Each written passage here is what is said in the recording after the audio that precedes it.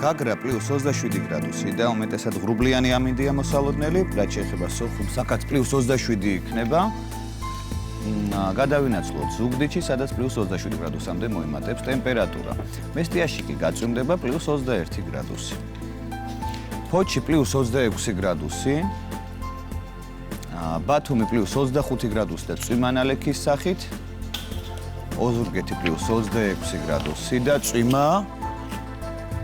ქუთაისი პლუს 28 გრადუსი. ამბროლაურში პლუს 25 გრადუსი. ახალციხეში პლუს 26 გრადუსი და წვიმა ნალექის სახით, რაც შეეხება ბორჯომს პლუს 21 გრადუსამდე მოიმატებს ტემპერატურა და აქაც იწვიმებს. ბაკურიანში პლუს 19 გრადუსი და წვიმა. გორში პლუს 28 გრადუსი და ღრუბელი. ცხინვალი პლუს 26 გრადუსი. სტეფანწმინდა პლუს 17 გრადუსი და წვიმა. წვიმა იქნება გუდაურშიც პლუს 15 გრადუსამდე მოიმატებს ტემპერატურა.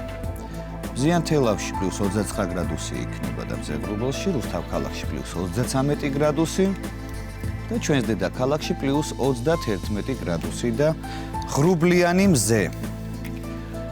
გადავხედოთ ახლა ჩვენს დედაქალაქს, აი ასე გამოიყურება მთაწმინდიდან, ჩვენი ულამაზესი დედაქალაქი. მალე მზისხივები. ამოსულია, მზისხივები უკვე ამოსულია, რამდენად ათბობს არ ვიცი, მაგრამ ამოსულია უკვე და ასე დახურებს ჩვენს დედაქალაქს.